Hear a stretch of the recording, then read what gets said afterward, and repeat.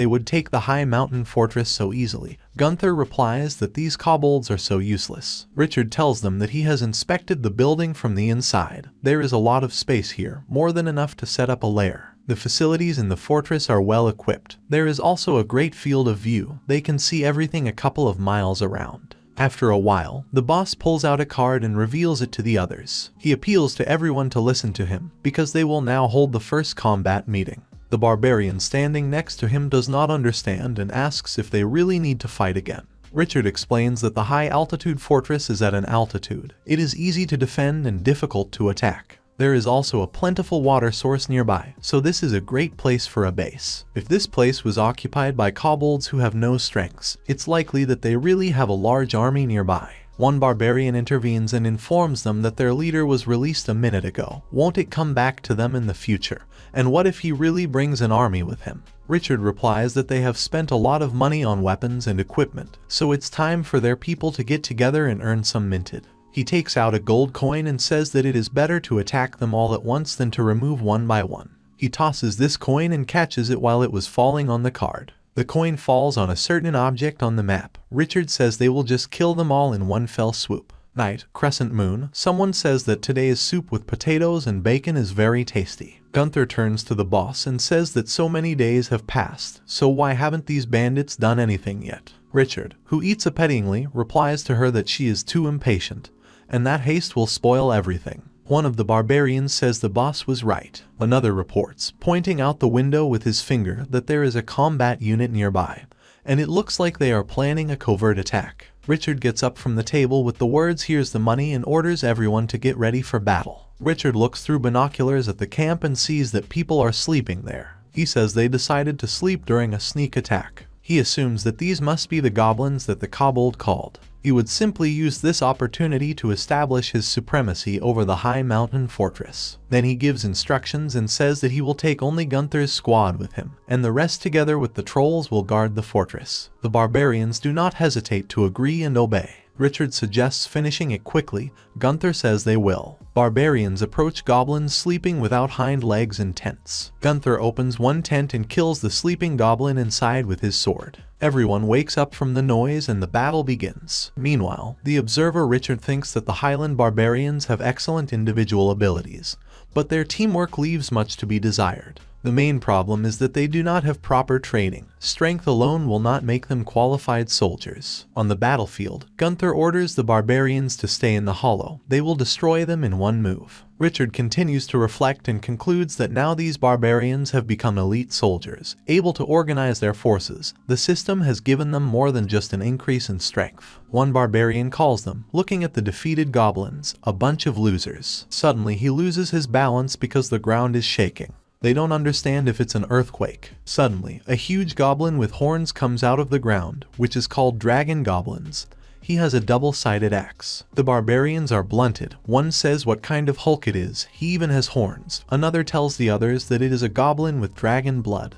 Others wonder what kind of dragon blood it is. The goblin growls. More goblins come out of the ground. There are more and more of them. The barbarians were wary of how they get out of the ground. Why are there so many of them? Gunther asks the boss to be careful. It's not so easy to handle him. Suddenly, a goblin with dragon's blood opens his hands and orders someone to come out, calling him his huge beast. The earth shakes again, and a huge creature of white color and with scales appears under this goblin. The barbarians are again frightened by the fact that this monster is huge. A goblin sitting on another lizard-like monster calls the barbarians stupid losers. Then, this goblin, pointing his weapon at the barbarians, tells them to let him, the dragon's blood, punish them all. Gunther tells him to shut up and throws his spear at him. The spear only cuts into the monster, but does not cause any harm. The goblin laughs and menacingly asks if she really wants to pierce the armor of his huge beast with this fragile wand. Let her know her place, and calls Gunther a loser. He then tells her to know the power of the noble dragon blood and attacks her. Gunther is only swearing in his thoughts, not having time to prepare for the blow, when suddenly Richard stands in front of her and holds one paw of this monster so that his feet dig into the ground that it cracks. He holds his paw tightly and throws it aside with a cry. The monster falls hard to the ground. The goblins surrounding him are shocked. They start screaming in panic. One barbarian wonders how strong he is. The fallen goblin with the dragon's blood barely gets up with a shudder, saying that this is impossible. Richard grins at his words about noble dragon blood.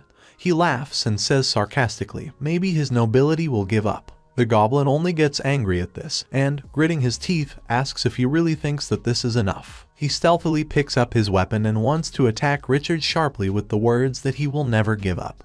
But Richard, clever, just dodges the blow and punches him in the face with all his might. Did the goblin still have the guts to attack Richard? He defiantly straightens his cloak and heroically turns away with the words that, as he said, they will finish it quickly. While Richard examines the window with the characteristics, in the background, the barbarian rejoices that he received a weapon from a goblin with dragon's blood, saying that it now belongs to him. We see that the barbarian levels have been upgraded and the experience has increased by 175 units. Richard thinks he'll just add that point to Gunther's strength. At this time, she calls him, holding something with chains. And then it turns out that they tied the chains of that monster lizard. Gunther shows him it, saying that they brought him a gift. There are also barbarians with huge boxes with her. One opens the chest and says that these guys were very poor because there are only 2 gold coins inside the chest. Richard says with a smile that it looks like these guys are having a hard time too. Gunther turns to him with a monster and asks what they should do with this thing. Richard licks his lips and thinks out loud, wondering if his meat is delicious. The monster turns his head hastily and diligently. Then the boss pats this monster on the head and says that now he will drive him. He will call the monster Windrunner, then sets a condition that if the monster dares to disobey, he will feed everyone with his meat. Gunther calls the boss, offering to come back and have lunch. Richard is still looking out the window with the characteristics, riding at the top of this monster, which is now called Vetrogan. He notices that the store icon is now available. He is given an old-fashioned knight's spear for 800 dinars. Now his wallet is empty, so he can only choose weapons at a discount. After the purchase has been made, a light appears over Richard, from which this weapon then comes out. He catches this old-fashioned knight's spear. He finally understood the system of how it works. Gunther saw this fraud. He asks the boss if he can even use special magic. Richard says there was some movement. The barbarian replies that it looks like a group of jackals engaged in robbery. Richard, looking through binoculars, informs everyone that this is a rich caravan, and that it is not surprising that they have attracted jackals. There are a lot of carts with horses. Ordinary people on the defensive are waiting for the attack of the jackals who surrounded them. Gunther asks the boss if they should intervene. Richard replies that apparently this is not an ordinary caravan. Then he says that the first trading experience is very important for the Pioneer Lord. Maybe they will help him with business in the future. Meanwhile, the jackal orders ordinary people to quickly hand over all the money to them, because they are in the territory of the jackals. The old man replies that they are from the Voya Trading Company, and if they harm them, the Imperial Army will not spare them. The jackals just laugh. The leader says they are bandits. Does the old man think they are scared just because he mentioned, as he says, the Pompeian Empire? After the words, he orders everyone to attack the rich caravan. One of the defenders tries to detain the jackals and asks the old man to run. But at that moment one of the enemies hits the old man from behind. He falls, bleeding, begging for mercy from in return for the fact that he will give the money. The jackal says it's too late to ask for mercy, no one will save him. But suddenly and with high speed, the spear, recently acquired by the boss, plunges into the chest of the jackal. The jackal's mouth is bleeding. The old man and everyone else are in shock. Meanwhile, Richard, who threw the spear, notices that the new spear works pretty well. Here Gunther orders his barbarians to kill them. The barbarians obey and attack from the very first second. Jackals don't understand who they are. Richard, leaning against a tree, says that these jackals are just a gang of bandits, and that this time he will only be an observer. While the barbarians attack and kill the jackals, Gunther boldly orders them to split into 2 fronts. Richard reflects that, of course, the barbarians are strong. But as a pioneer, he prefers a disciplined army, and this is what was needed for his army. All the jackals were beaten. 2 remained on their feet. One of them decided to just run away, which the other did not like. He asks the question, is he really running away? The escapee replies that if he has not yet understood, then they, that is, the team of Richard and the barbarians, destroyed the alliance between goblins, trolls, and jackals. They even recaptured kobold territory with ease. The other reacts by saying that he, Richard, was the one who appeared unexpectedly, the legendary noble lord of the wildlands. He finally understands the situation and shouts that they are cursed, and they'd better run away. And these 2 jackals run away as fast as they can. But, unfortunately, a windmill appears from under the ground. which overturns them to the sides. The monster catches these jackals. Richard is still thinking that this time his army will be able to finish off the jackals without his intervention. Now they are not the confused and scattered bunch they were before. One of the barbarians removes his sword. A jackal falls behind him with a wound, which exudes blood. He reports that he killed the last jackal. Peaceful merchants get up. One of them approaches Richard and thanks him for his help, calling him a warrior. He also says that he will sing his praises. Richard is not shy and says that if they want to repay him, then it's better to just give money. That person is surprised with such an answer. A girl with long golden hair gets out of the cart and says that, as expected from a greedy aristocrat, and calls him a really interesting person. A girl, a Voya merchant, gets out of the cart. She introduces herself to Annie. She turns to the man from behind, calls him Rudo, and asks if he's okay. He responds positively. Annie bows and thanks Richard and the barbarians for their selfless rescue. Richard laughs and says that his soldiers are very brave. Jackals are no match for them. The barbarian standing next to him privately calls him pretentious, sulks about why the boss never praised them under normal circumstances. Annie addresses Richard as a lord and says she would like to ask him for help. Richard asks what the help is. Annie says that apparently they have suffered heavy losses, and many people have been injured and killed. They cannot complete the deal with the remaining caravans. She hopes they can stay with them for a while. Richard says without any pity that living in his estate costs a lot of money.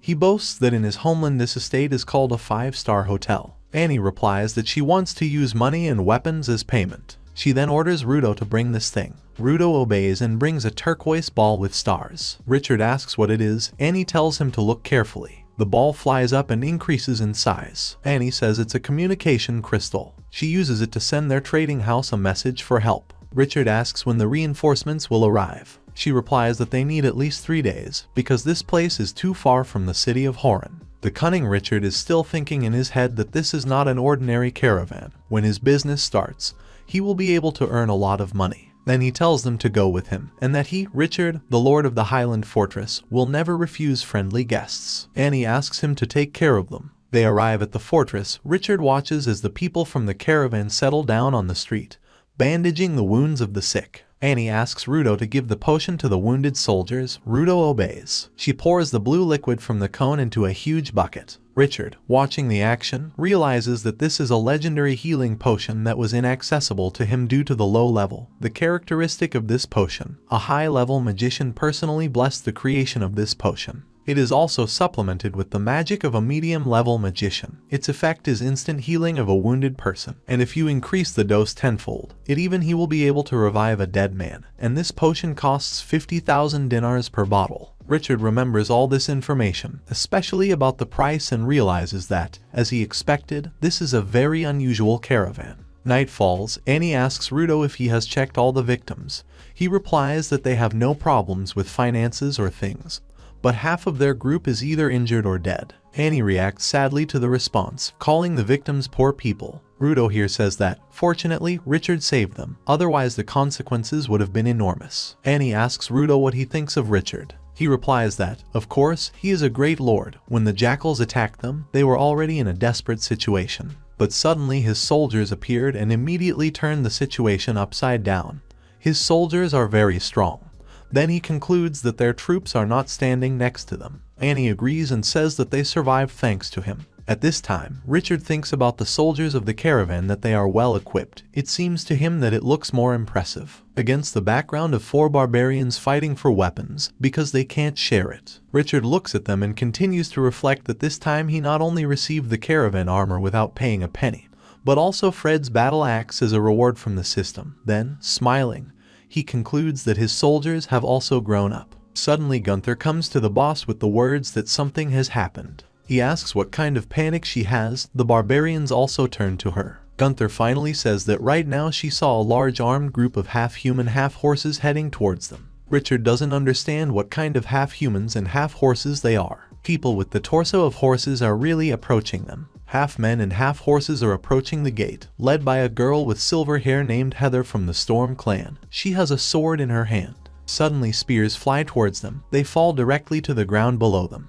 Heather notices that the throw was so powerful and orders the others to continue advancing. Richard, spear in hand, is surprised that they ignore his warnings and again throws spears with all his might along with the barbarians. One of them flies straight at the Heather, but she deflects the blow by cutting the spear straight in half with her sword. After that, she orders everyone to stop, because it's too dangerous at such a distance. Heather takes out a white handkerchief, wraps it around his sword, raises it and waves it to them as a sign that they surrender. Gunther tells Tom how witty this centaur is, then turns to the boss, suggesting that they have given up. Richard says they'll probably meet them. Then he orders them not to remove the protection, because their intentions are unclear. The barbarians obey. Richard goes out to the Heather and asks to explain the purpose of their coming here. Heather bows, introduces herself as the leader of the Storm clan, and she came with good intentions. Richard, in turn, also introduces himself as the Lord of the Highland Fortress. Heather immediately asks if this is really the invincible Richard from the martial arts competition in the southern province. Richard already smiled. He asks if she knows about him. She replies that his reputation has spread quite far. Even the Storm clan, which lives in the wilderness,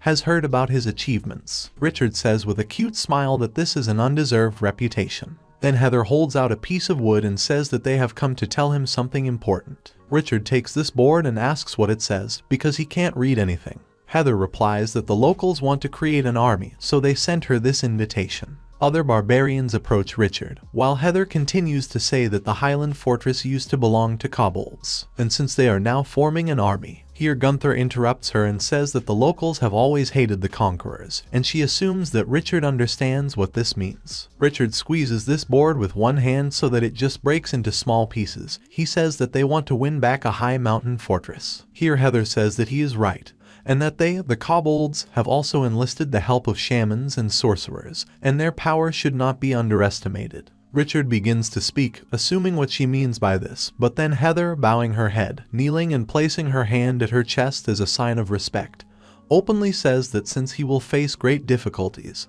her clan offers him help. Richard asks why they are helping him, and not those who are going to win back. Heather replies that the Storm clan once belonged to the Orc kingdom. They never join the locals and do not become bandits. Then she tells the past of her tribe, where everyone works in the field. They lived a quiet life.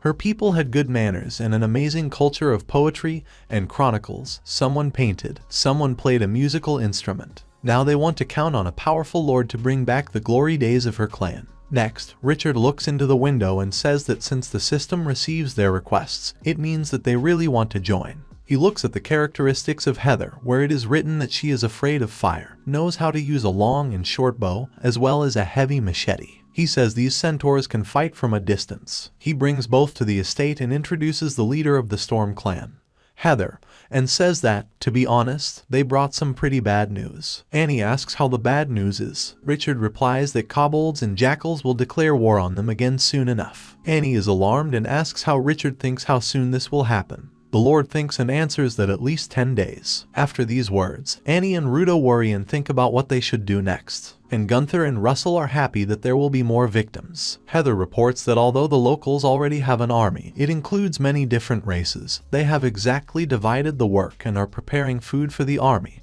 and they need at least 10 days to get here. Richard gets up and says that even though the enemy is strong, they have 10 days, and that's enough. He reveals the card, puts it on the table, and tells everyone that he has created a strategy to defeat the enemy. Gunther rejoices and asks if the boss already has a plan.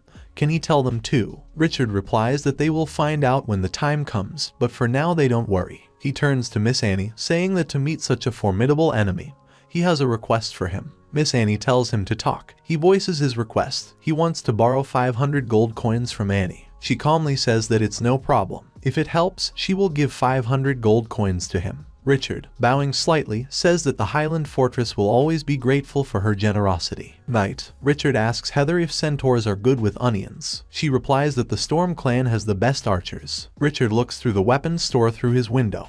He goes to the bows and arrows section and says that it is very expensive. The equipment of soldiers eats up a lot of money. He makes a purchase. Next to him, a purple bow and a pointed arrow with a white feather appear out of the light. He tells her to try this bow and arrow. Heather is awkward. She asks if he uses magic. He answers her, holding out the weapon, that it's just a little trick. She takes this bow, inserts an arrow there, pulls it, and shoots an arrow into a tree.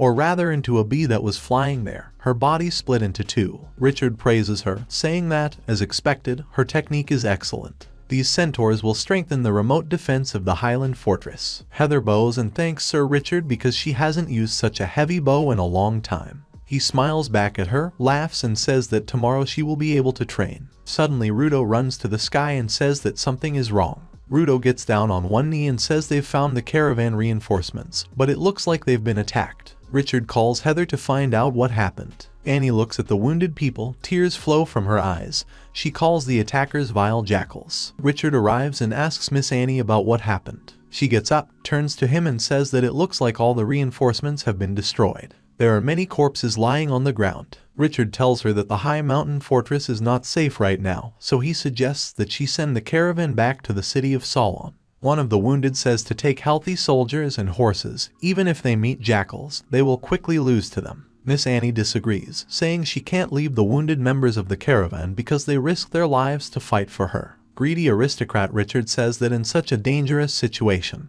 the rent will be more expensive and that what he sees is worth 2,000 gold. A drooping Annie tells him to do as he sees fit. Heather examines the spears, then turns to Richard, saying that this spear is so rough and that it smells like Chinese pine, and it looks like they forged this tip themselves. Richard examines the sharp part of the spear and says that it is difficult to imagine that locals or savages could do such a thing. Annie replies that, in general, there are a lot more savages than they think. She begins to talk about the fact that there are much more powerful tribes in the very north. Large tribes include thousands of adult soldiers, and they often fight for territories to strengthen the army.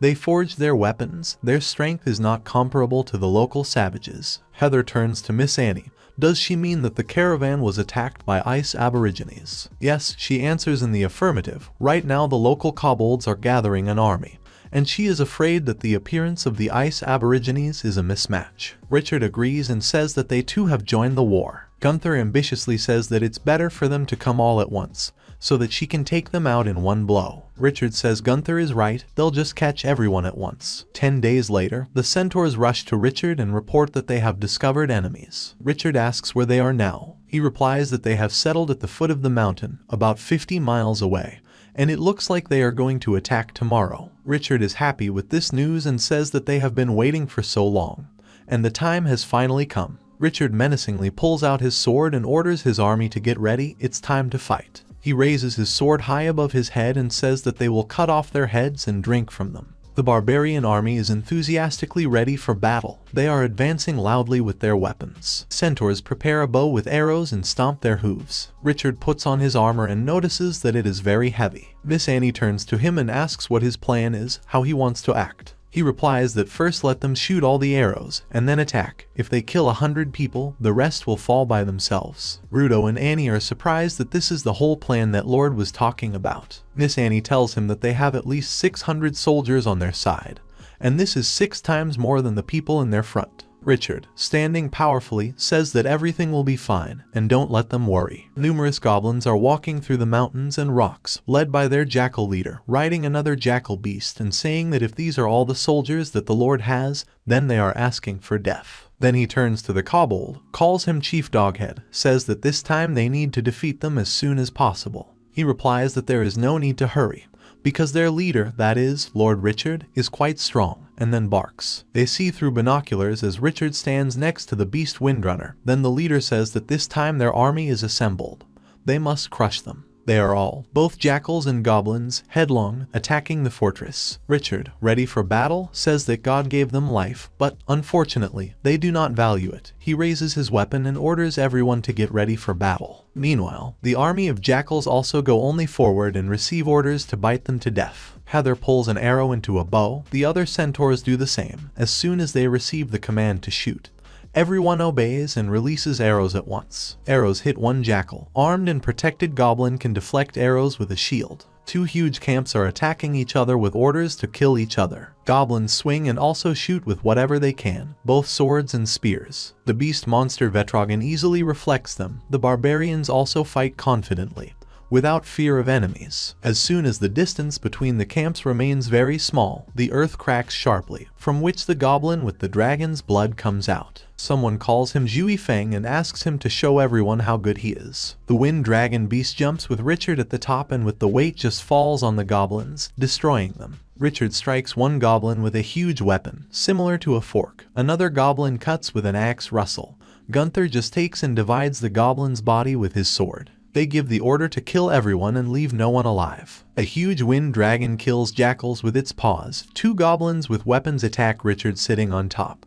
The Lord pulls out his weapon, similar to a fork, which transforms into nunchucks, and reflects the blow, but at the same time falls down. He concludes that these guys are pretty strong. 3 goblins attack him at the same time, but Richard kills them all in turn. While Richard is fighting, Gunther and Russell discuss the boss, saying that the Lord is too strong, and that he is almost like the devil. Observers, the leader of the jackals and the chief of the kobolds look from above with binoculars, see that everyone is dead and panic. Kobold says it's terrible and how is this possible at all? The jackal tells the sorcerer to use his spell. The kobold also agrees and barks again in panic. Meanwhile, the shaman conjures, pronouncing unknown and incomprehensible spells. Fire comes up from a certain volume of lava. Those 2 observers are happy, because I am sure that they will definitely die now. Richard turns around and sees this fireball and assumes that it is the shaman's magic. At the behest of the shaman, this ball now turns into a fiery dragon. The barbarians see this and do not understand if he is flying here. Richard tells them all to be careful. He gets into a pose to deflect the blow. He raises his weapon, ready to strike, but suddenly his weapon just breaks, which Richard did not expect. The fire has spread everywhere. The barbarians are scared. The spells of this shaman are very strong. One of them says it's the first time he's hurt himself. Richard says we need to find a way to deal with her. It looks like she controlled the fire with a cane. Heather comes up to him, asking if he's all right. He tells her she's just in time. He points his finger and asks if she can shoot a shaman at such a distance. She replies that she can do it without any problems. Heather tells everyone to listen to her command. The centaurs pull an arrow on the bow, and as soon as Heather utters the word fire, everyone releases arrows. She orders everyone not to stop. Everyone listens. A lot of arrows are flying at the observers. The jackal calls it a rain of arrows and orders goblins to protect the shaman. Goblin with his shields and his bodies protect the shaman standing by the fire. Richard swings and throws his spear, simultaneously ordering them to just take advantage of the opportunity and organize a surprise attack. The jackal says that if they protect the shaman, then everything will be fine. And while he was chatting, turning to the kobold, saying that they could turn their defeat into. He doesn't finish. The spear hits him directly. He leans back, defeating the goblins protecting the shaman. The shaman's cane breaks, after which the fireball is crushed and falls on his own army of goblins and jackals. Goblins get burns from the fire. They do not have time to dodge. They fall to the ground. Richard sees the situation with fire on his own. The kobold observer tries to help General Sun-Yulan, realizes that he is already dead, turns to the sorcerer. What should they do? The shaman begins to stir something over the bowl without a cane. Some kind of purple energy, also similar to fire, comes out of it. Richard thinks that everything is already over and says that now is the time to clean up after himself. But suddenly he notices the goblins who were dead earlier are getting up from their seats.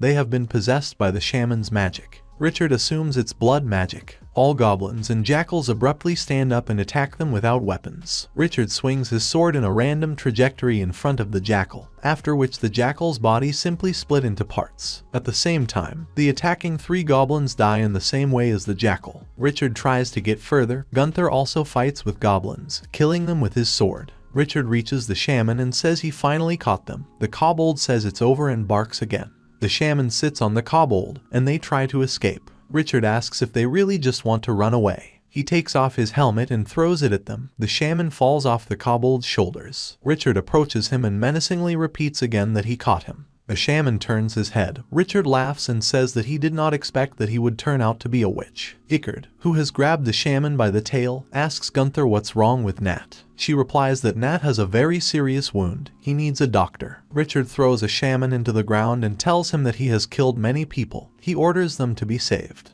The shaman looks away and says that he was forced, and let him not be called as Hay.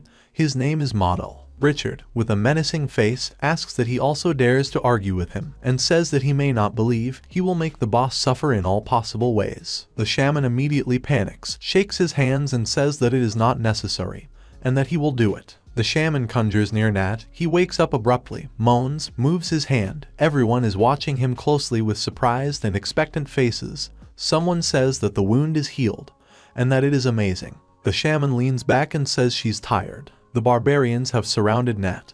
They exclaim that he is completely healthy, and that the wounds are as if nothing had happened. Richard at this time thinks that Model is strong not only in destruction, but also can heal people, and that she can be useful to them in a high mountain fort. Gunther asks the boss what they will do with the jackals and goblins. Richard says that we need to bring people to clean up the battlefield. Then he shouts loudly to the army to make all the survivors subordinate to him. One barbarian says that this time they have a big catch. Richard looks out the window with requests again. He is glad that there are a lot of requests, and also a lot of upgrades. The hero Russell is pumped up to a first-class warrior with an axe and gets 2 points of characteristics. Gunther is distracted by his question about what they will do with the witch Model lying quietly on the ground. Richard picks up the kobold by the leg and orders him to take her and the kobold with him, and then find out where from the base. Richard is still messing with the stats. He has split Heather's leveling points between strength and speed. He says he'll probably do it like this. He pokes at different button icons with boot drawings. Heather comes to him and informs him that they could not find out anything from the magician. Richard asks if they tried to torture her. She says they tried all kinds of threats and torture, but she didn't say anything. Richard confidently says that catching a phoenix is not as easy as catching a chicken. He will now show you how it should be. He gets up and walks towards them. The kobold is tied by the legs and arms and hangs against the wall. The shaman is rebelling, and if they hit her now, she will turn them all into insects. Richard and Heather enter the room. She immediately sits down straight, calls him Pompey, and says that he is finally here. Let him follow his subordinates, because they do not respect her at all. Richard with a smile again calls her not by name, but hey, and asks where her base is. The witch gets annoyed and shouts that she has already repeated many times that she will not say anything, and that she has the blood of a dragon. Richard just punches her in the face, which she just flies off in the middle of her monologue. Heather did not expect such an action. Richard takes her by the clothes, lifts her up, and says he will ask her again where her base is. She immediately replies that the base is located in the mountains 200 miles away. He keeps asking how many warriors are left in their tribe. She immediately replies that there are none left, since they defeated all of them. Richard menacingly says that if she lied to him, he will see how her teeth will break. She immediately panics and repents that she is telling the truth. All the soldiers went to war, and only old women and children remained. He asks again how many spells she knows. She, making eyes and almost crying, says that there are many different shamans in the wild, and that she has the blood of a red dragon. So she has mastered fire magic perfectly. Like the Minotaur shaman can control the element of the earth, create avalanches and destroy the earth, like the troll shamans who control trees and plants, killing all living things. Richard thinks about it and says that it seems that the wild environment is much more dangerous than he thought. He calls Heather to Gunther to make a plan of attack on the enemy base. The barbarian asks what they should do with the kobold and the witch. Richard says they are useless and orders them to be buried behind the mountain. Waddle immediately says that she is still useful, she can be useful to them. Richard asks what it can be useful for. She replies that when she came to the Highland Fortress, she saw 2 huge monsters. Huge monsters of the desert can also train magicians. Let her not think that they are so stupid. She goes on to say that at first glance she realized that they were special magicians, and since she is a shaman, she will be able to train them, and then they will become azure shamans with an infinite supply of mana.